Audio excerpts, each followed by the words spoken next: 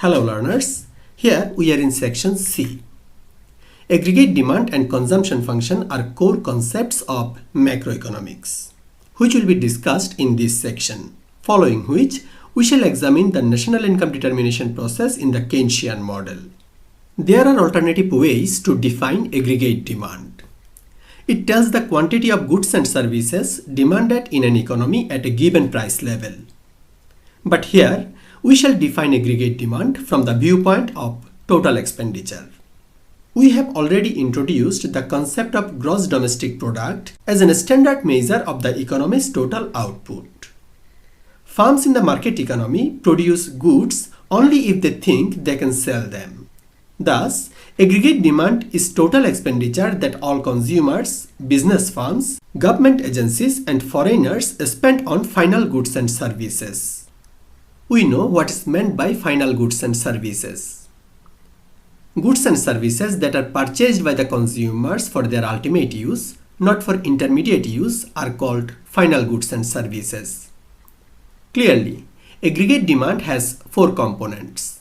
The first one is consumption expenditure. Then, investment spending, that is the expenditure of the business firms. The third one is government purchases.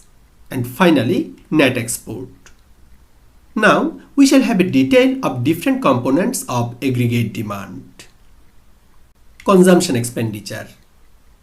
The total amount spent by consumers on newly produced goods and services is called consumption expenditure, which is denoted by C. It excludes purchases of new homes. Investment spending. This is the capital investment by companies on capital goods such as new plant and equipment and buildings. Investment also includes spending on working capital, such as stocks of finished goods and work in progress. Investment has important long-term effects on the supply side of our economy. We use I to express investment spending.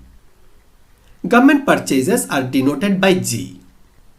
The expenditure of all levels of governments on state-provided goods and services, including public and merit goods, are included in the category of government spending.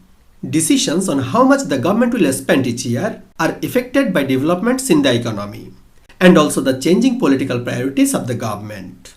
In a normal year, government purchases of goods and services accounts for around 20% of aggregate demand. Finally, net export. Net export is the difference between export and import, denoted by X minus M. We earn from export, and thus export is regarded as an injunction in the circular flow of national income.